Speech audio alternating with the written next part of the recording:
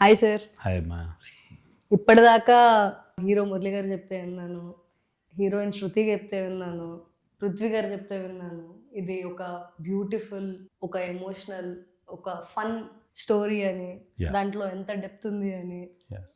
ఇంతసేపు sky cinema గురించి విన్న అన్ని విషయాలు నాకు దీని వెనకున్న మెయిన్ పిల్లర్ ఎవరు, తనని కలవాలి అని అనిపించేలా చేసినాయి.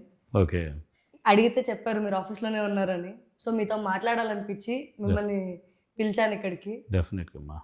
చెప్పండి సార్, మీకు ఈ సినిమాలో అంటే మీ జర్నీ ఎలా ఉండింది, మీరు ఎలా మీ ఇంటెన్షన్ ఏముండింది? ఇది చాలా స్పెషల్ సినిమా అని నాకు అర్థమైంది ఈ మొత్తం కాన్వర్జేషన్స్లో. ఎస్ అమ్మా. సో ఈ స్పెషల్ సినిమా మీకు ఎందుకు చేయాలనిపించింది, ఎలా చేయాలనిపించింది, ఎలా ఉండింది ఎక్స్పీరియన్స్?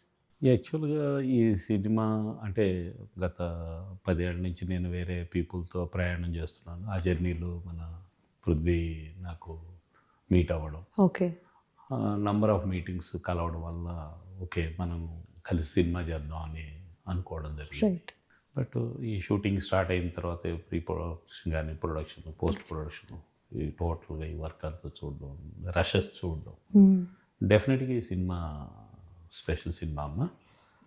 నువ్వు కామెడీ పరంగా చూడు, ఎమోషన్ పరంగా చూడు, మ్యూజిక్ పరంగా చూడు, అండ్ బ్యాక్గ్రౌండ్ మ్యూజిక్ కానీ వాట్ ఎవర్ ఈ నటీనటులు అందరూ బాగా కష్టపడ్డారు.